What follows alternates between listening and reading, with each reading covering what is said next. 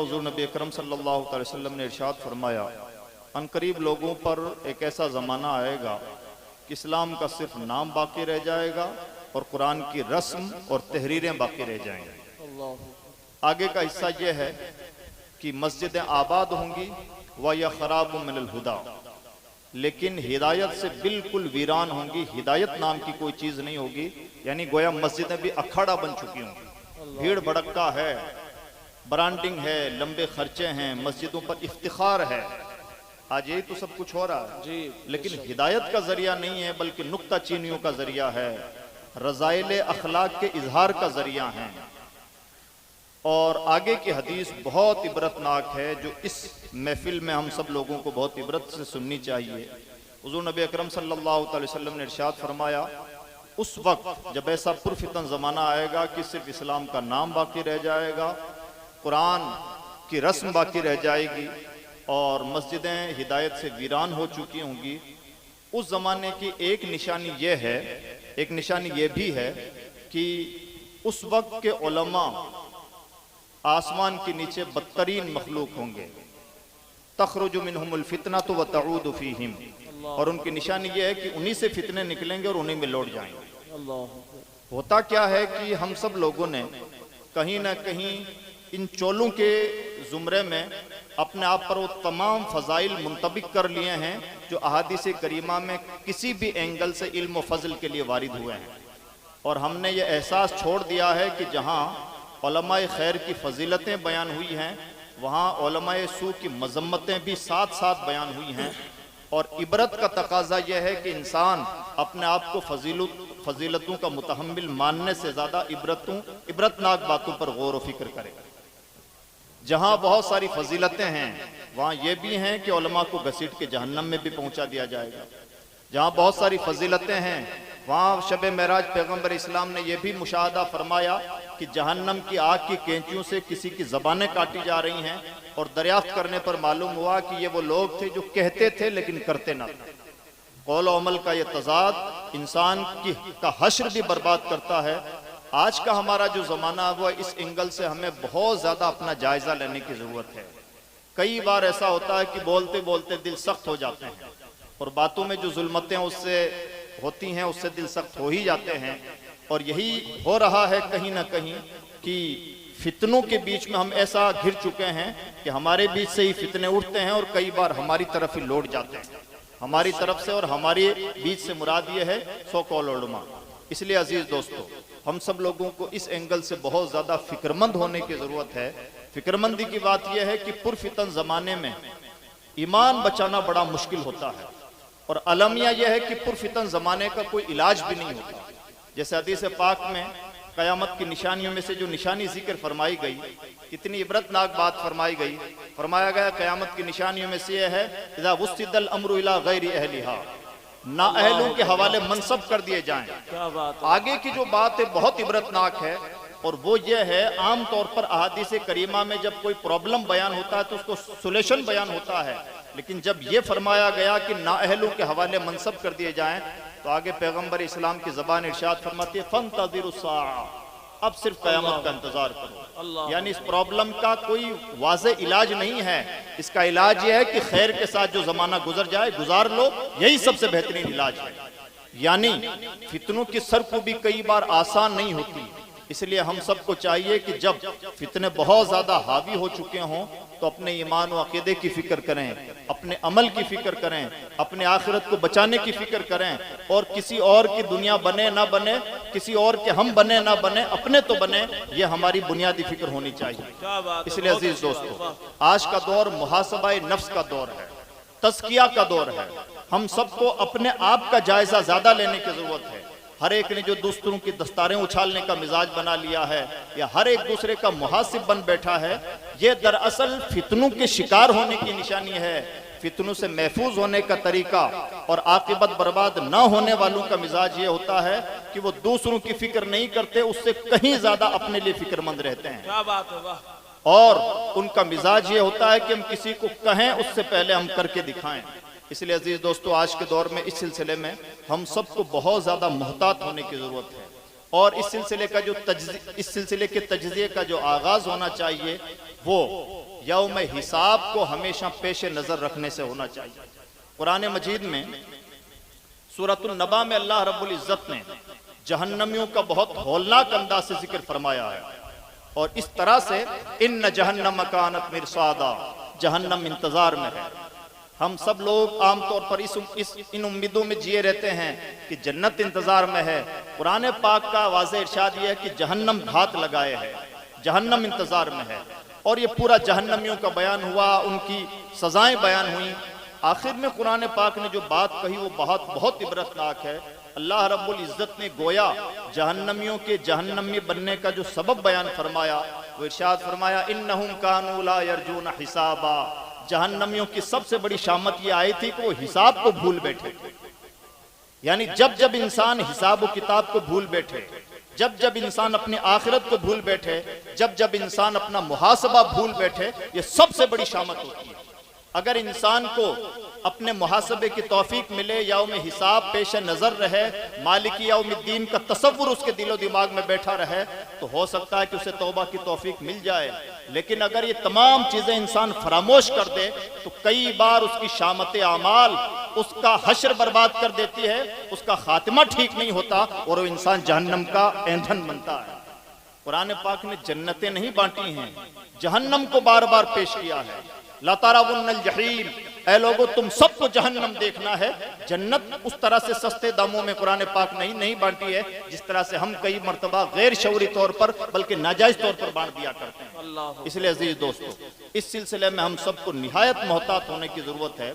और अगर इसका हम आगाज करना चाहें तो पैगंबर इस्लाम की एक हदीस बहुत काफी हो सकती है। हुजूर नबी अकरम सल्लल्लाहु अलैहि वसल्लम ने इरशाद फरमाया कुल्लुकुम राइम व कुल्लुकुम मसूलुन अन रइयतिही, ऐ लोगों तुम में से हर एक शख्स जिम्मेदार है और हर जिम्मेदार से उसकी जिम्मेदारी के बारे में पूछा जाएगा। चंद मिसालें पैगंबर इस्लाम ने बयान फरमा दी कि शौहर से बीवी, बीवी से शौहर के बारे में, गुलाम से आका, आका से गुलाम के बारे में पूछा जाएगा। लेकिन ये तमसीली बातें हैं, हम सब से पूछा जाएगा। उलमा से अवाम के बारे में, अवाम से उलमा के बारे में, इमामों से मुक्तदियों के बारे में, मुक्तदियों से इमामों के बारे में, इसी तरह से माँ बाप से औलाद, औलाद से माँ बाप के बारे में, मातहतों से सरपरस्तों के बारे में, सरपरस्तों से मातहतों के बारे में पूछगछ होगी। और इस पूछगछ से बचना आसान नहीं है और ये पूछगछ हल्की भी नहीं है, बल्कि अल्लाह रब्बुल इज्जत ने कुरान मजीद में जो बात इरशाद फरमाई, सूरतुल कहफ में अल्लाह का इरशाद है, क़यामत के दिन इंसान जब अपना नामाए अमाल देखेगा तो हैरत के साथ कहेगा मा लिहादिल किताब ला युगादिरु सगीरतन वला कबीरतन इल्ला अहसाहा। ये कैसी अनोखी किताब है कि जिसने छोटी से छोटी और बड़ी से बड़ी किसी बात को नहीं छोड़ा बल्कि सबको लिख रखा है। और लिख रखने का अंदाज भी यह है वकुल्ला शैइन अहसैनाहु किताबा, हमने हर चीज को लिख के मेंटेन करके रखा है। एक्सेल शीट पे काम करने वाले जानते होंगे, एक्सेल शीट पे जब कैलकुलेशन किया जाता है तो आप ऊपर से घटाते बढ़ाते रहिए, ऊपर से जो भी हिसाब किताब करना है करते रहिए। जब आप आखिर तक पहुंचते हैं तो आप ये पाते हैं कि ऊपर तक हमने जितनी मेहनतें की थी वो पूरा का पूरा निचोड़ सामने खड़ा है। इसी तरह से कल कयामत के दिन मैदान महशर में कोई बहुत ज्यादा झोल झाल नहीं होगा। ऐसा नहीं है कि लंबे लंबे चौड़े फलसफे होंगे या जिस तरह से हम यहाँ पर चर्ब जबानियों से काम ले लेते हैं और अपने आप को जन्नत का ठेकेदार बना लेते हैं, वहां पर भी इसी तरह से सर्टिफिकेट लेना है और जन्नत की तरफ जाना है। बल्कि वहां पर सब कुछ कैलकुलेटेड है, वहां पर सब कुछ तैयार है और इतने अच्छे अंदाज से तैयार है कि अल्लाह रब्बुल इज्जत इरशाद फरमाता है कफा बिनफ्सिकल यौम हसीबा, ए इंसान आज अपना हिसाब खुद ही कर ले। हिसाब वहां पर किया जाता है जहां झोल झाल हो। मैदान महशर का हिसाब इतना क्लियर होगा कि उसमें कोई झोल झाल नहीं होगा। सिर्फ दाएं हाथ में नामाए अमाल दिया जा रहा है या बाएं हाथ में दिया जा रहा है और यही निशानी होगी कि बंदा जन्नती है या जहन्नमी है। और जिन लोगों के सामने ये तसव्वुर होता है कि हिसाब देना है, हम और आप वही जो अभी मौलाना अबू दुजाना साहब फरमा रहे थे, लब भर की जबान है जो चाहिए कहिए। जब ये तसव्वुर ही नहीं है कि हर फर्द का जवाब देना है तो जो चाहे सो बोलिए, जिसकी चाहे पगड़ियां उछालिए, जिसकी चाहे इज्जत से खेलिए और जो चाहे कीजिए, कौन पुरसान हाल है। लेकिन जब सर में सौदा सवार हो जाता है कि एक एक हर्फ का जवाब देना है तो अफजलुल बशर बादल अंबिया सैयदना अबू बकर सिद्दीक का हाल ये था, मुंह में कंकरियां रखा करते थे और कहते थे जबान ने मुझे बर्बाद कर दिया। अल्लाह अकबर, अल्लाह। हमें ये लगता है कि ये चीज आसान है। अजी ये चीज बिल्कुल आसान नहीं है। और जब ये सर में सौदा सवार हो जाता है कि हिसाब देना है, तो कई बार हमारा एक्सक्यूज होता है कि हम चाहते हैं लेकिन गुनाह नहीं छूट पाते, हम चाहते हैं लेकिन चाह करके भी नेक नहीं बन पाते। हजरत हातिम असम अल्लाह के महबूब बंदे हैं, बादशाह ने उनकी दावत की, बड़ी मन्नत समाजत के बाद हजरत हातिम असम ने बादशाह की दावत कबूल की। और असल उसूल यही है कि अल्लाह वाले बादशाहों को खातिर में नहीं लाते। और इस जगह पर रहने वाले लोगों ने इसके बारहा मुशाहदे किए होंगे कि बहुत सारे मनसब दाएं बाएं झोलते रहे, लेकिन एक फकीर ने उन मनासिब को कबूल करना कभी पसंद ना किया। वाह मनसब, छोटे छोटे मनसब, जिन मनसबों की कोई वैल्यू नहीं, वो इधर से उधर ट्रांसफर हो तो क्या फर्क पड़ता है। इनके लोगों ने तो बहुत सारे हुकूमती मनसबों को भी ठोकरों पे रखा है। तो ये कोई मनसब की ख्वाहिशें नहीं हुआ करती है, इनका मिजाज है। हाँ, जो इधर उधर मनसब झोलते हुए देखने वाले हैं, उनके पास ना वो निगाह है ना वो पहचान सकते हैं। कि पहचान की बात है। मनसब पसंदी सबके अंदर नहीं होती, लेकिन प्रॉब्लम यह है कि इंसान के जामों में ये तलाश कर पाना कि कौन सा दिल मनसब का खा है और कौन सा नहीं है। इसके लिए भी तो जिगरा चाहिए, क्या बात है, इसके लिए भी तो दिल चाहिए। और यही तो जमाने का रोना है कि ऐसे लोग ना रहे। हजरत हातिम असम की बादशाह ने बड़ी मन्नत समाजत के बाद दावत की। पहले तो फकीर ने दावत कबूल ना की, जब बड़ी मन्नत समाजत की बादशाह ने तो सुन्नत समझ के दावत कबूल की। एक तारीख मुकर्रर हो गई। बादशाह फकीर की दावत कबूल करने की खुशी में बादशाह इतना ज्यादा खुश हुआ कि उसने तमाम वजीरों कबीरों की दावत की। और एक तारीख मुकर्रर हो गई कि फुला तारीख को बादशाह के दरबार में अल्लाह का महबूब बंदा हातिम असम हाजिर होने वाला है। और उसकी खुशी में, उस खुशी में तमाम बड़े लोगों की दावत है। हम सब जानते हैं कमजरफी का ये मिजाज हुआ करता है, और दौरे जवाल का और पस्त लोगों का ये मिजाज हुआ करता है कि बड़े लोगों की दावत मिल जाए तो बड़े ठाठ के साथ और सज धज के हाजिर हुआ करते हैं। आज भी बड़ी शादियों में लोग बड़ी टाई लगा के पहुंचते हैं, ये कमजरफी का मिजाज हुआ करता है। बड़े लोग बादशाह की दावत में तमाम बड़े लोग हाजिर थे, जो तुफैली थे वो तमाम सज धज के हाजिर हुए और शाही मसनतों पर बिठाए गए। जब वक्त मुकर्रर हुआ तो हजरत हातिम असम भी पहुंचे, और हातिम असम पहुंचने के बाद में वहां पर बैठ गए जहां जूते उतारे जाते हैं। तो बादशाह के कारिंदे हाजिर हुए और अर्ज करने लगे, हुजूर आपके लिए बादशाह सलामत ने शाही बैठक का इंतजाम किया, आपको वहां तशरीफ फरमा होना है। तो हातिम असम वहीं बैठे और किसी सूरत ना माने। बादशाह हाजिर हुआ तो हातिम असम कहने लगे, बादशाह इतना बहुत है कि फकीर तुम्हारे दरबार में हाजिर है। ये फकीरों का काम नहीं कि बादशाहों के दरबार के चक्कर लगाएं, अब मुझसे हर बात ना मनवाई जाए, मैं आ गया इतना बहुत। जब तेवर बदले हुए देखे तो बादशाह क्या करता, बादशाह मजबूर हो गया। हातिम असम वहीं बैठे रहे हैं जहां जूते उतारे जाते हैं। जब खाने का वक्त हुआ तो शाही दस्तरखान सजा और तरह तरह की गिजाएं सजाई गईं। जब सब लोग बैठ गए तो हातिम असम के लिए वहीं दस्तरखान सजाया गया। हातिम असम वहां पर ना बैठे जहां बैठ के खाना खाना था। बादशाह ने फिर मन्नत समाजत की, लेकिन उसके बाद ना माने तो वहीं दस्तरखान सजाया गया। हातिम असम के सामने तरह तरह की गिजाएं और नेमतें थीं। हजरत हातिम असम रहमतुल्लाह ताला अलैह ने अपने झोली से रोटी का सूखा टुकड़ा निकाला, पानी में चबाया और उसे खाने लगे। बादशाह के कारिंदे फिर बादशाह के पास हाजिर हुए और कहने लगे, हुजूर वो तो वो खाना खा ही नहीं रहे जो आपने उनके लिए लगाया है और इंतजाम किया है। बादशाह दोबारा हाजिर हुआ। हातिम असम कहने लगे, बादशाह फकीर को क्या खाना है ये फकीर तय करेगा, बादशाह नहीं। क्या बात है, वाह। और ये फकीर ही तय करते हैं कि किसकी हांडी में क्या पकेगा। इन लोगों का इख्तियार नहीं है कि तय करे, यही निजाम कुदरत है। और जब भी कोई ऐसा करने की कोशिश करता है तो वो जुल्म की कैटेगरी में जाता है, और अल्लाह की जमीन पर जालिम इस्तिकामत पजीर नहीं होते। दो दिन की हुकूमतें हैं, आनी जानी हैं, सब अदल बदल जाते हैं, खमियाजे भुगतने पड़ते हैं। सिर्फ महसूस करने की देर है कि किन चीजों का खमियाजा भुगत रहे हैं। क्या बात है, वाह। अल्लाह का उसूल है, अल्लाह की कायनात में जुल्म बर्दाश्त नहीं किया जाता है। ला यनालु हदी ज़ालिमीन, लीडरशिप और क़यादत का निजाम जालिमों के हाथ में दिया ही नहीं जाता। यह अल्लाह का हतमी उसूल है। वक्ती तौर पर चंद दिनों के लिए, कुछ वक्त के लिए कोई जवाल पजीर या कोई उरूज पजीर हो सकता है, लेकिन मुस्तकिल निजाम कुदरत यह है कि या तो जुल्म रहेगा या कुर्सी रहेगी। यही निजाम कुदरत है। हातिम असम ने जब बादशाह के सामने इस तेवर से बात की तो बादशाह मजबूर हो गया। सब लोगों ने शाही दस्तरखान से दावत उड़ाई, तरह तरह की गिजाएं खाई। हातिम असम ने वही रोटी का सूखा टुकड़ा खाया। और जब सब लोग खा चुके, अब फकीर का अंदाज दावत व तबलीग देखें। कल एक मौजू था बहरुल इरफान का अंदाज दावत व तबलीग। दरअसल यही फकीरों का अंदाज दावत व तबलीग होता है। बहुत बड़े लोग होते हैं, बहुत गहराई से सोचते हैं, और जहां तक आम लोगों की हम बड़े धड़ल्ले से पेश कर देते हैं कि मोमिन अल्लाह के नूर से देखा करता है। हमें तो ऐसे मोमिन नजर नहीं आती जो अल्लाह के नूर से देखते हैं, लेकिन कहीं कहीं होते हैं। क्या बात है वाह, कभी कभी किसी को मिल जाते हैं। क्या बात। जमाने की जिम्मेदारी बनती है कि तलाश करने की कोशिश करे। अल्लाह वालों से जमीन खाली नहीं होती। हाँ, अल्लाह वाले इतने सस्ते भी नहीं होते कि रेवड़ियों के भाव किसी को मिल जाएं। उन्हें तलाश करना पड़ता है, उनके लिए जूतियां घिसनी पड़ती हैं। आज भी अल्लाह की जमीन ऐसे लोगों से ना महरूम है ना खाली है, और जिस दिन खाली हो गई वही दिन कयामत का दिन होगा। क्या बात है वाह। उनका वजूद है तो दुनिया का वजूद है। वो लोग सस्ते लोग नहीं होते। हाँ, सस्ते लिबादों में होते हैं, नजर नजर का फर्क होता है। जब सब कुछ हो गया तब तो हजरत हातिम असम का अंदाज दावत देखें। उन्होंने बादशाह के कारिंदों से मुतालबा किया, मुझे अंगीठी चाहिए। तो कारिंदों ने समझा हो सकता है कि बाबा को सर्दी महसूस हो रही हो या फकीरों का राज कोई क्या जाने। अंगीठी हाजिर की गई। हजरत हातिम असम उस आग की अंगीठी पर खड़े हुए और कहने लगे, करीम रोटी का एक सूखा टुकड़ा खाया है, कयामत के दिन इसका हिसाब ना लेना, दुनिया की आग में खड़े होकर हिसाब दे रहा। और अब कहने लगे, लोगों आओ और बारी बारी इस अंगीठी पे खड़े होकर हिसाब दो। किसकी हिम्मत के अंगीठी पे खड़े होकर हिसाब दे? कहने लगे, हिसाब नहीं दे पा रहे हो, सिर्फ एक वक्त के खाने का तो हिसाब देना है।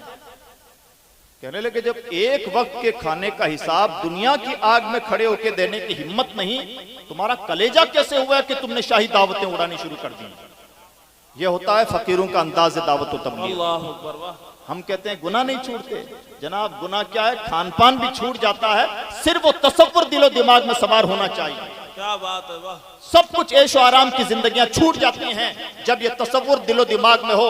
सुम्मा ला तुसअलुन्ना यौमइदिन अनिन नईम, कयामत के दिन तुमसे एक एक नेमत के बारे में बात होगी। तिरमिज़ी शरीफ की हदीस है, अगर गर्मी के मौसम में किसी ने दरख्त के नीचे थोड़ी देर भी हवा में वक्त गुजारा है, हिसाब देना होगा, और गर्म मौसम में ठंडा पानी पिया तो अल्लाह के बारगाह में हिसाब देना होगा। बड़ा आसान है इन स्टेजों पे आके फितना अंगेजी करना, बड़ा मुश्किल है अपने एक एक हर्फ का अल्लाह के बारगाह में जवाब देना। और जब जवाबदही का वक्त होगा तो आसान वक्त नहीं है। जो जबान बहुत ज्यादा चरब जबानी करती है, कुरान पाक में अल्लाह का इरशाद है, अल यौमा नख्तिमु अला अफ़वाहिहिम व तुकल्लिमुना अयदीहिम व तशहदु अर्जुलुहुम बिमा कानू यक्सिबून। चूंकि इंसान की जबान ही सबसे ज्यादा मुसीबतें खड़ी करती है, इसलिए अल्लाह इरशाद फरमाता है, कयामत के दिन हम इंसान के मुंह पर मोहर लगा देंगे, इंसान के हाथ हमसे बात करेंगे और इंसान के पांव गवाही देंगे कि बंदा करता क्या था। उर्दू जबान का मुहावरा है, घर का भेदी लंका ढाए। अगर हाथ गवाही देने लगे कि क्या क्या पाप किए थे, और पांव बोलने लगे, आंखें बोलने लगे, कान अब सुनने के अलावा बोलने भी लगे, अब मुझे बताइए कि इधर उधर जाने और बहानेबाजियां करने और एक्सक्यूज करने का कौन सा मौका है? कयामत के दिन का जो तसव्वुर है, ये जब किसी के सर में सवार होता था तो आंख से आंसू ना रुकते थे, और तब जाके कीमती शख्सियत तैयार होती हैं। अजीज दोस्तों, आज का हमारा जमाना निहायत फितनों का जमाना, चर्ब जबानियों का जमाना, शरारतों का जमाना, अल्लाह के मखलूक की बदखाई का जमाना, वक्ती तौर पर दुनिया को मशहूर करने और छोटे छोटे मफादात हासिल करने करके अल्लाह की मखलूक के तई किसी भी तरह की खैर खाई न करने का जमाना है। ऐसे जमाने में अगर किसी को बहरुल इरफान जैसे लोगों का दामन मिल जाए, अगर किसी को ऐसे लोगों की तालीम मिल जाए, अगर किसी को शेखुल इस्लाम शेखुल आलम का दीदार भी मिल जाए, तो इसे बहुत गनीमत जानना चाहिए। ये अहादीस करीमा में हमें निशानदेही की गई है कि ऐसे जमाने में हम हद से ज्यादा अवेयर हों। बल्कि एक आखिरी हदीस पाक पेश करूं, हुजूर नबी अकरम सल्लल्लाहु अलैहि वसल्लम ने कुर्बे क़यामत और निहायत पुरफितन जमानों में जैसे जैसे वक्त गुजरेगा फितने बढ़ेंगे और बढ़ते ही चले जाएंगे। आज भी तो इस्लाम का सिर्फ नाम ही बाकी रह गया है। सच्ची बात वही है जो इकबाल ने कही है, थे भी मुसलमान कहीं मौजूद। ऐसा हो गया है, नमाज रोजा कुर्बानी हज सभी कुछ है, तू ही बाकी नहीं है। ऐसा हो गया है और मुसलसल होता जा रहा है। लेकिन जब और ज्यादा पुरफितन जमाना होगा तो पैगंबर इस्लाम ने निशानदेही फरमाई, उस जमाने में उन लोगों का ईमान सलामत रहेगा जो पहाड़ पर बकरियां चरा रहे होंगे, यानी पैगंबर इस्लाम ने ये मिजाज दिया है कि जब फितने जमीन पर अपना काम कर चुके हों तो उस वक्त जो दुनिया से जितना ज्यादा किनारा कश वो उतना ज्यादा अच्छा, उतना ज्यादा भला और उतना ज्यादा खुशबख्त इंसान है। और जो जितना ज्यादा गलेमर में उलझा, जो जितना ज्यादा दुनिया में उलझा, जो जितना ज्यादा दुनिया के हवस का शिकार हुआ, उसका उतना हश्र बर्बाद होता है। मैं उम्मीद करता हूं कि ऐसी जगहों पर ये जगह जो है ये खानकाहें हैं, दूसरी खानकाहों से तो हम ये बात शायद नहीं कह सकते, इसलिए कि अब खानकाहें भी ब्रांड बन गई हैं, खानकाहों में भी गलेमर आ गया है।